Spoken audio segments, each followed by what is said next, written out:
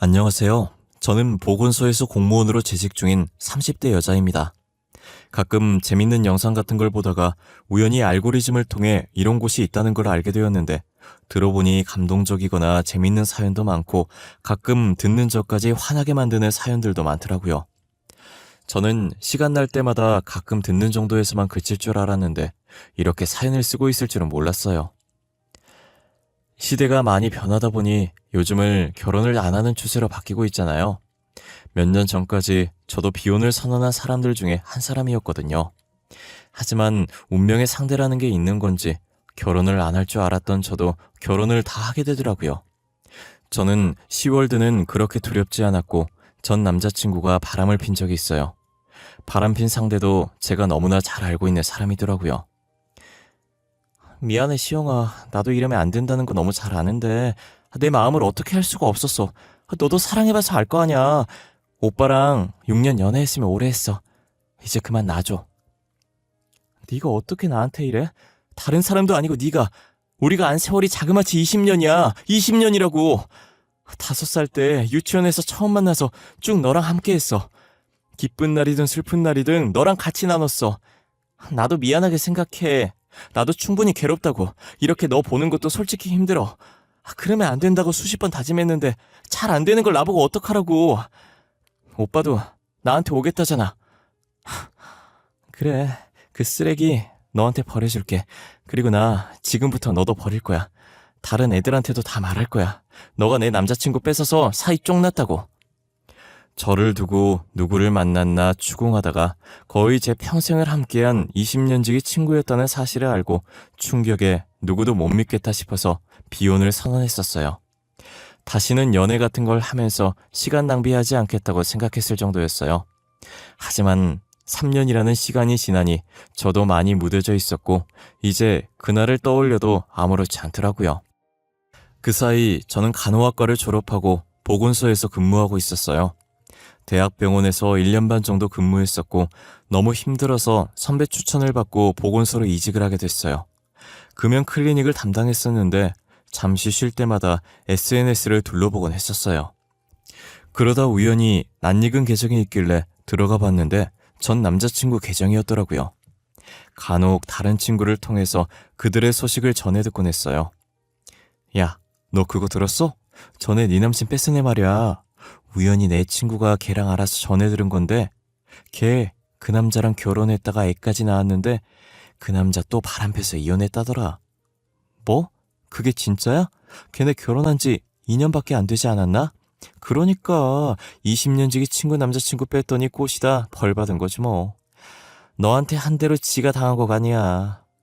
아유, 그러게 임자 있는 남자를 왜 꼬셔서 자기 신세 망치고 있냐? 친구는 그 사이 전 남자친구와 결혼을 하고 아이도 낳고 그러다 2년 만에 이혼을 했어요. 아이는 친구가 키우기로 한 것인지 전 남자친구 SNS에 아이 사진이 다 삭제되어 있더라고요.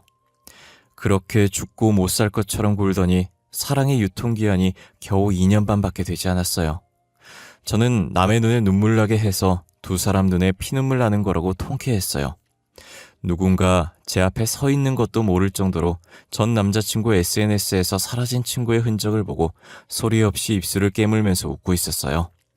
그렇게 한참을 웃고 있는데 제가 앉아있는 책상을 누가 손가락으로 똑똑 두드리더라고요. 저는 놀라서 움찔거리면서 앞을 쳐다봤어요. 또 오셨어요? 아직 금연 못 하신 거예요? 한동안 안 보이시는 것 같아서 금연하신 줄 알았는데. 저 금연했어요. 이제 담배량은 완전히 끝!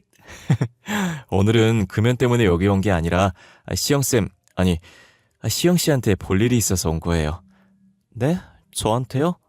저한테 무슨 볼 일이... 혹시 저번 교육에 뭐 두고 가신 거라도 있으세요? 진짜 눈치 없으시네요. 저 시영씨한테 관심 있어요.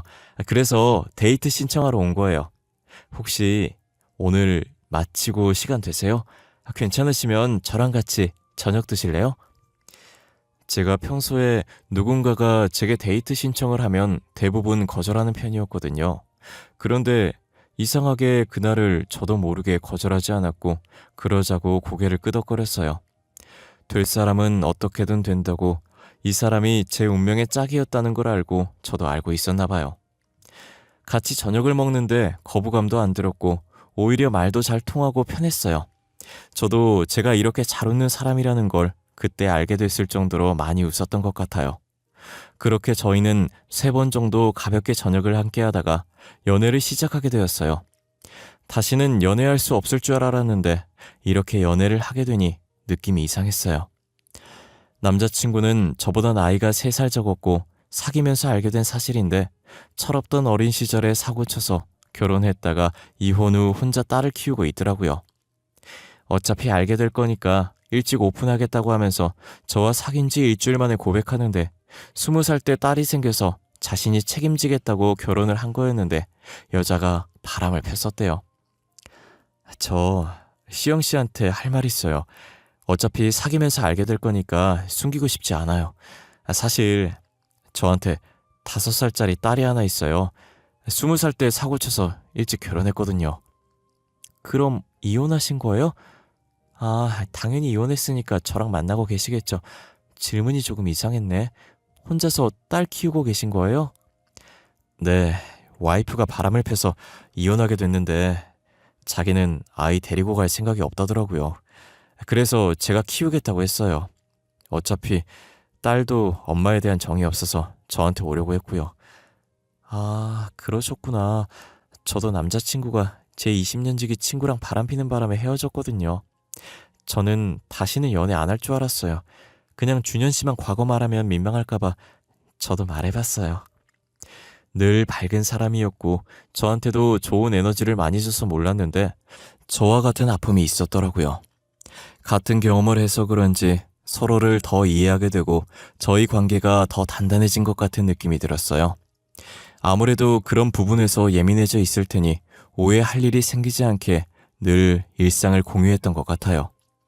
가끔 남자친구가 딸과 함께 있는 사진을 보여주는데 한 번쯤은 만나보고 싶다는 생각이 들더라고요.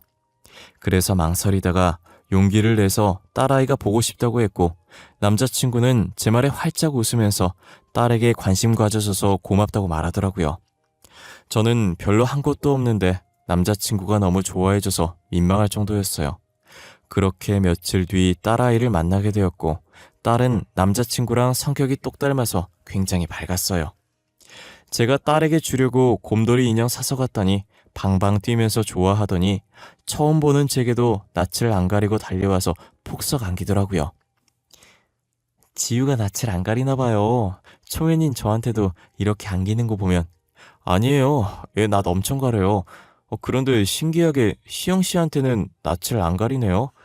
지유가 이런 적이 처음이라 저도 많이 당황스럽네요. 아빠 여자친구야? 그럼 지유 엄마야? 나도 이제 엄마가 생기는 거야? 지유야, 이분은 아빠 여자친구지 지유 엄마가 아니에요. 그렇게 부르면 안 돼. 그냥 그렇게 부르게 놔둬요. 저는 괜찮아요. 지유는 내가 엄마 해줬으면 좋겠어? 오늘 처음 봤는데 내가 어떤 사람인 줄 알고 엄마라고 부르는 걸까? 좋은 사람. 곰돌이 인형 사온 사람은 좋은 사람이야. 엄마, 저랑 오늘 소꿉놀이에요. 며칠 전에 아빠가 소꿉놀이 장난감 사줬어요. 그거 같이 해요. 남자친구는 딸의 행동에 난처한 듯 어쩔 줄 몰라 했고 저는 딸의 손에 이끌려서 소꿉놀이도 해주고 책도 읽어주면서 열심히 놀아줬어요. 딸은 아직 어려서 그런지 엄마의 기억이 아예 없는 것 같았어요. 저는 그런 딸이 안쓰러웠고 제게 엄마라고 부르는 걸 보고 진짜 엄마가 되어주고 싶었어요. 딸은 열심히 놀고 지쳤는지 제가 책을 읽어주고 있었는데 조용해서 보니 잠이 들었더라고요. 이불을 덮어주고 저도 갈 준비를 하려고 겉옷을 입고 있었어요. 오늘 저희 딸 때문에 힘들었죠. 죄송해요. 원래 그런 애가 아닌데. 참. 아니에요. 괜찮아요. 하나도 안 힘들었어요. 딸이 엄마 없이도 씩씩하고 밝게 잘 컸네요. 말도 잘 듣고. 성격이 준현 씨를 많이 닮은 것 같아요. 사람을 웃게 만들어요. 그런가요? 혹시나 엄마 없다고 기죽을까봐 걱정했었는데 저렇게 잘 커주니 고마워요.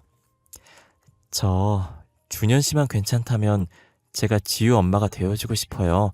순간적인 감정 아니고 딸 있다는 말 들었을 때부터 생각 많이 했었어요. 오늘 이렇게 지우보고 나니까 마음 정리가 다 됐고요. 이런 곳에서 프로포즈 아닌 프로포즈를 할 생각이 아니었는데 지금 아니면 이런 말 못할 것 같아서 속에 있는 말을 내질렀던 것 같아요. 남자친구는 제 말에 흔들리는 눈으로 보다가 이내 닭똥 같은 눈물을 흘리더라고요. 저는 남자답지 못하게 왜 울고 그러냐며 남자친구의 등을 토닥이며 달랬어요. 남자친구는 제게 연신 고맙다고 자기가 앞으로 더 잘하겠다고 말하면서 숨 넘어갈 듯 울었어요. 와중에 딸도 남자친구 울음소리에 깨서 같이 울고 난리도 아니었어요.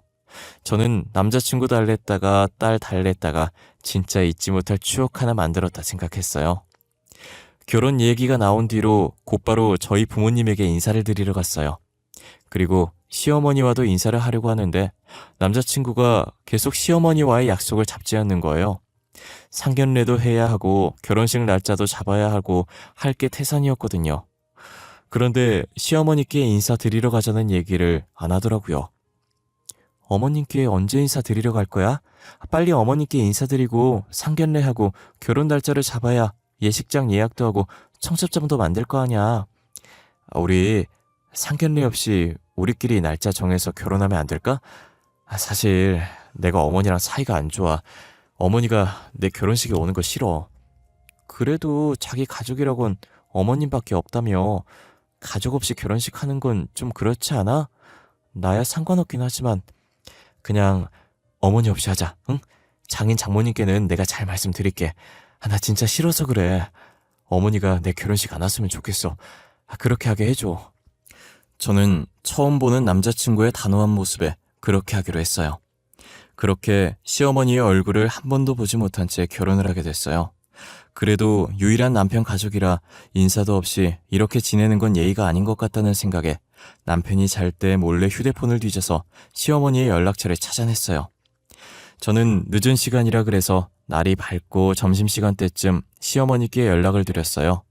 전화로 인사드리려다가 그냥 만나서 인사드려야겠다는 생각에 간단하게 카페에서 만나자고 했어요. 처음 보는 시어머니에다 남편 없이 혼자서 만나려니 긴장이 되더라고요. 물 한 잔 마시는데 어찌나 떨리던지 손에 식은땀까지 났었어요. 제가 긴장한 게 무색할 정도로 시어머니께서는 생각보다 평범한 사람이었고 제게 친자식처럼 살갑게 대해주셨어요. 어머, 아가씨가 우리 준현이랑 결혼한 사람인가 보네. 아, 이제 아가씨가 아닌가? 어떻게 나한테 연락할 생각을 다 했어. 우리 아들도 나한테 연락 안 하는데 말이야. 결혼까지 했는데 시어머니께 인사를 안 드리는 건 예의가 아닌 것 같아서요. 요즘 애들답지 않게 예의가 참 바르구나. 준현이가 사람 보는 눈이 있네. 우리 아들은 잘 지낸다니? 연락을 안 하니 죽었는지 살았는지 알 수가 있어야지. 시어머니는 말도 재밌게 잘하시고 불편해하는 저를 편안하게 만들어주셨어요. 이렇게 유쾌하신 분이신데 도대체 남편은 이런 시어머니를 왜 싫어하고 숨겼는지 모르겠더라고요. 어차피 따로 사니 시집살이도 안 당해서 저는 시어머니와 종종 연락을 하고 지냈었어요. 그리고 며느리 된 도리로 남편 몰래 매달 30만 원씩 계좌이체로 용돈으로 보내주고 있었어요. 어머님, 저예요. 방금 어머님 계좌로 용돈 보내드렸거든요. 확인해보세요. 혹시나 뭐 필요한 거 있으면 말씀하시고요.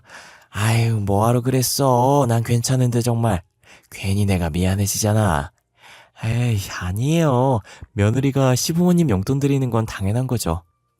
그렇게 시어머니께 용돈을 드린 지 4개월 정도 되었을 때쯤 남편이 쿵쿵거리면서 방으로 들어오더라고요. 그러더니 제 이체 내역서를 손에 쥐고서 이게 뭐냐고 화를 내는 거예요. 제가 당시 가계부를 작성했었는데 그때 이체 내역서를 가계부에 붙여놨었거든요. 그걸 거실에서 작성하다가 전화가 와서 안방으로 들어왔는데 남편이 그걸 본 모양이에요. 당신, 이게 뭐야? 여기 이체 내역서에 있는 이름, 어머니 이름 아냐? 나 몰래 어머니랑 연락하고 있었어? 이렇게 돈까지 주면서? 여보, 그게... 아니, 내가 왜 눈치를 봐? 며느리로서 시어머니한테 용돈 좀 줄 수 있는 거 아냐? 당신이 싫다곤 했지만 그래도 유일한 당신 가족이잖아. 그래서 나라도 챙겨주고 싶어 그랬어. 그게 그렇게 잘못했어? 내가 어머니 싫다고 했잖아. 싫다는데 당신이 왜 나서서 이러고 있는 거냐고. 당신은 도대체 어머니 왜 싫은 건데? 이렇게까지 싫어하는 이유가 뭔데? 나한테 아무 말도 안 해주고 무작정 어머니 싫다고 하면 어떡하라는 거야? 그 여자 내 친어머니 아니야. 나 낳아준 사람 아니라고. 아버지가 재혼한 여자야. 내가 성인 되고 재혼해서 제대로 키워준 적도 없어. 그러니까 당신도 괜히 그 여자한테 정 붙이지 마. 연락도 끊어. 알겠어? 남편은 시어머니가 자신의 친어머니가 아니라고 말했고 계속 연락해봤자 좋을 것 하나 없다고 연락을 끊으라고 하더니 집을 나가버렸어요.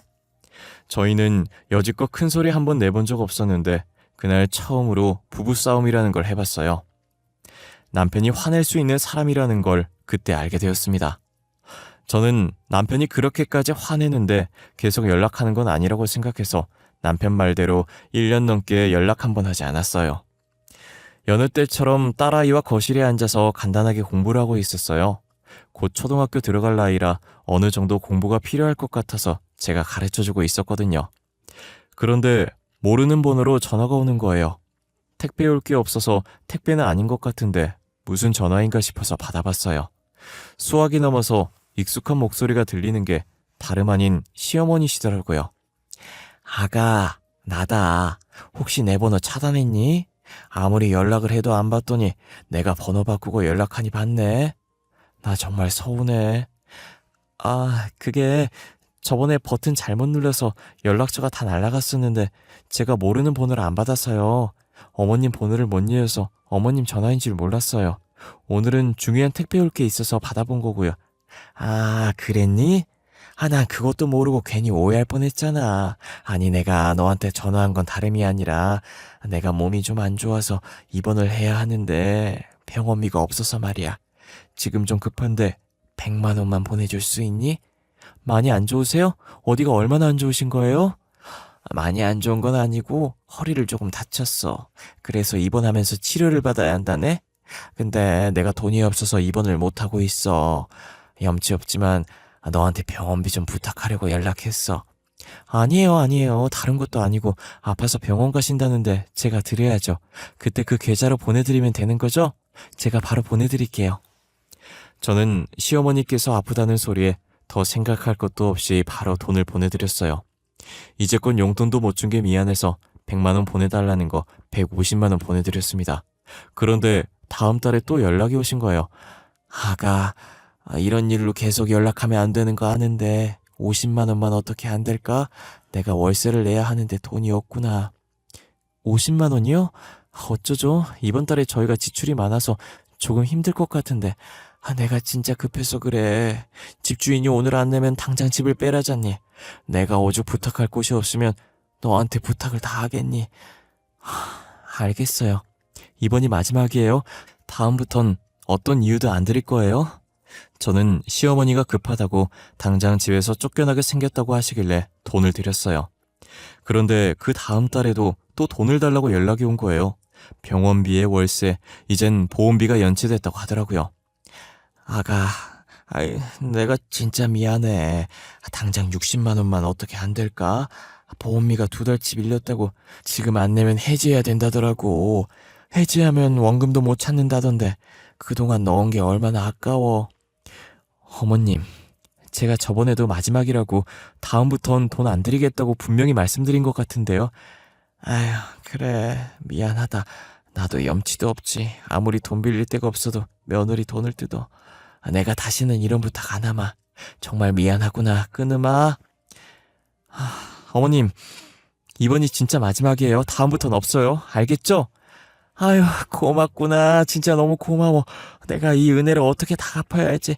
다음부턴 이런 부탁 절대 하지 않으마. 약속하마. 저는 돈을 절대 안 보내주겠다고 다짐했었는데 괜히 마음이 약해져서 돈을 보내드렸어요. 앞으로 이런 식으로 연락 올 것 같은데 다시 시어머니의 전화번호를 차단해야 하나 고민 많이 했었어요. 그렇다고 남편한테 말하자니 또 시어머니한테 돈 준 거 알고 화낼까봐 말도 못했어요. 혼자서 끙끙 앓다가 며칠 뒤 스트레스로 몸져 누워버렸고 아파서 골골거리고 있는데 또 모르는 전화로 전화가 오는 거예요. 저는 누구를 확인할 겨를도 없이 겨우 휴대폰을 들어서 전화를 받았어요. 전화 받자마자 웬 모르는 남자가 대뜸 저한테 돈을 갚으라는 거예요. 김시영 씨 되십니까? 김시영 씨. 김시영 씨께서 저희한테 갚아야 할 돈이 있는데 아직 안 갚아서 이렇게 연락을 드렸는데요. 이번 달까지 갚기로 했는데 벌써 이번 달에 이틀밖에 안 남았거든요? 그게 무슨 소리예요? 제가 무슨 돈을 빌려요? 저 돈 빌린 적 없어요. 다른 사람이랑 착각하신 거 아니에요? 저희한테 1,000만 원 빌리셨잖아요. 나 항상 이런다니까. 돈 빌린 사람은 모르시 하면서 태평하게 살고 돈 빌려준 사람만 이렇게 전전긍긍이고. 저 돈 빌린 적 없다니까. 아까부터 무슨 소리 하시는 거예요? 그럼 저희 사무실로 와보시던가요. 문자로 주소 찍어줄 테니까. 삽채업자는 전화를 끊고 곧바로 자신의 사무실 주소를 문자로 보내주시더라고요. 저는 도대체 이게 무슨 일인가 싶어서 아픈 몸을 이끌고 찍힌 주소로 향했어요. 사무실에 도착해 문을 여니 시어머니가 거기에 앉아있더라고요. 걔가 8급 공무원이랑 신용 좋다며 이번 달에도 걔 이름으로 돈 좀 빌립시다. 다음 달에 꼭 갚을 테니까 믿어줘. 걔 보건소에서 일하는 것 같던데 돈 잘 벌어서 금방 갚을 거야. 어머님, 지금 뭐 하시는 거예요? 어머님이 제 이름으로 돈 빌리신 거였어요? 제가 분명히 사채를 쓴 적이 없는데 사채업자는 왜 저한테 돈을 갚으라고 하나 했더니 시어머니가 제 이름으로 사채를 쓰고 있었어요. 시어머니는 갑자기 들려오는 제 목소리에 놀라더니 이내 표정을 싹 바꾸고 웃으면서 팔짱을 낀 채로 제게 다가오더라고요. 너 1억 정도 있지? 내가 급해서 그런데 좀 빌려줘. 그 정도는 해줄 수 있잖아. 너 공무원이라며 모아놓은 돈 좀 있을 거 아니야. 내 말이 틀려? 제가 돈이 어디 있어요. 그리고 지금까지 어머님한테 보내드린 돈이 얼만데요. 그동안 저한테 받아가신 돈 병원비, 보험비에 쓴 거 아니시죠? 설마 어머님 도박하셨어요? 예, 도박이라니. 무슨 그런 말을 하니? 난 그저 투자를 좀 했을 뿐이야. 투자요? 그래서 어디에 투자하셨는데요? 그 돈들로 어디에 투자했는지 드러나 좀 봅시다. 너는 돈을 안 줄 거면 안 준다고 하면 되지 뭘 그렇게 꼬치꼬치 캐물어? 참, 너 준현이한테는 내가 돈 빌리고 다닌다는 사실 절대 말하지 마라. 알겠어? 시어머니는 제가 계속해서 어디에 돈 썼는지 물어보자 말을 피하더니 사무실을 나가버리더라고요. 그래도 남편은 무서운지 남편한테는 자신이 돈을 빌리고 다닌다는 사실을 알리지 말라고 하는 거예요. 저는 이대로 있으면 안 될 것 같았고 이 사실을 남편에게 알려야겠다는 생각을 했어요. 남편의 퇴근 시간만 기다리고 있었고 남편이 와서 신발을 벗기 무섭게 손목을 잡고 끌어서 거실에 앉혔어요. 여보, 나 할 말 있어. 나 당신한테 혼날 거 있어. 당신이 연락하지 말라고 해서 어머님 번호 차단했었거든? 그런데 얼마 전에 어머님이 최근에 번호를 바꿔서 연락을 했더라고. 당신 설마 또 그 여자한테 돈 준 거야?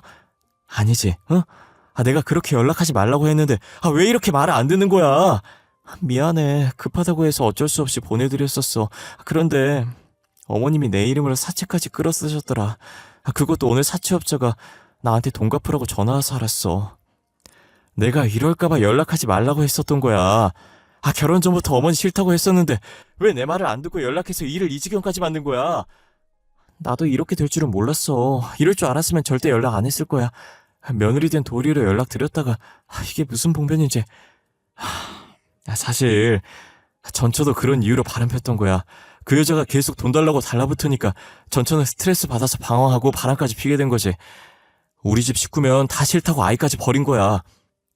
그렇다고 미리 나한테 얘기를 했었어야지. 그랬으면 내가 연락 안 했을 거 아니야. 그럼 이런 일도 안 생겼을 거잖아. 내가 그래서 어떻게든 그 여자랑 당신이랑 안 부딪히게 하려고 했던 거였는데 당신이 몰래 번호 알아내서 연락할 줄은 몰랐어. 나도 미안해. 내가 멋대로 번호 알아내서 연락해놓고 당신 탓이나 하고 있네. 제가 오지랖 부려서 이 지경까지 온 건데 남편 탓을 하고 있더라고요. 남편한테 너무 미안하고 볼 면목이 없었어요. 다시 연락 왔을 때 안 받아줬어야 했는데 괜히 받아줬다 싶었어요. 저는 남편 말대로 지금이라도 시어머니와 연을 끊기로 했어요. 하지만 사채업자들이 제 연락처를 알고 있으니 여전히 연락이 오는 거예요. 시어머니가 못 갚은 돈 저가 대신 갚으라면서요. 어이 김시영씨, 저번 달에 돈 빌린 거 언제 갚습니까? 에? 우리가 언제까지 기다려줘야 돼요? 좋게 말하니까 무섭지가 않나 봅니다. 아니, 그 돈을 왜 제가 갚아야 돼요? 당신들도 알잖아요. 제가 당신 돈 안 빌린 거. 빌린 사람한테 돈 내놓으라고 하세요. 죄 없는 사람 자꾸 늘어나지 말고요. 우리는 누가 다른 사람 명의로 돈 빌린 거 중요하지 않아. 우리가 빌려준 돈만 다 받아내면 되니까. 아, 그래요? 근데 어쩌죠? 저는 당신들한테 줄 돈도 없고 줄 필요성도 못 느끼겠는데? 그러니까 다시는 저한테 연락하지 마세요. 저 괴롭힐 시간에 돈 빌린 아줌마나 찾아보세요. 저는 사채업자가 계속 연락 올 것 같아서 바로 전화번호를 바꿔버렸어요. 혹시나 다른 가족들한테도 연락이 갈까봐 다른 가족들 연락처도 전부 바꿨고요. 딱 마침 제가 근무지 이전 신청했던 게 처리가 돼서 다른 지역 보건소로 근무지가 이전됐더라고요. 그래서 저희 가족들과 친정 친구들까지 다 같이 이사를 갔습니다. 그 뒤로 사채업자에게 연락이 오지 않았고 시어머니도 어떻게 됐는지 모르겠어요. 아마 아무것도 모르고 또 제 이름으로 돈 빌리러 갔다가 잡히지 않았을까 싶네요. 남편은 더 이상 저희와 상관없는 사람이니 신경 쓰지 말라고 했고요. 그래서 저도 남편 말대로 신경 끄기로 했어요. 어차피 딸아이 키우느라 바빠서 신경 쓸 시간이 없기도 했고요. 시어머니 신경 쓸 시간에 남편과 딸에게 더 신경 쓰기로 했어요. 이사한 뒤로는 저희 세 가족 예전처럼 화목하게 잘 지내고 있습니다. 원래도 잘 싸우지 않았지만 시어머니가 사라진 뒤로 더 싸울 일이 없었고요. 이젠 더 이상 오지랖 부리지 않고 저희 가족만 바라보면서 살려고 해요. 제 이야기는 여기까지입니다. 적당한 오지랖은 좋지만 하지 말라는 건 절대 하면 안 될 것 같아요. 여러분들도 누군가 하지 말라고 하면 다 그럴 만한 이유가 있는 것이니 절대 하지 않으셨으면 좋겠어요. 괜히 말 안 들었다가 저처럼 이렇게 당할 수도 있답니다.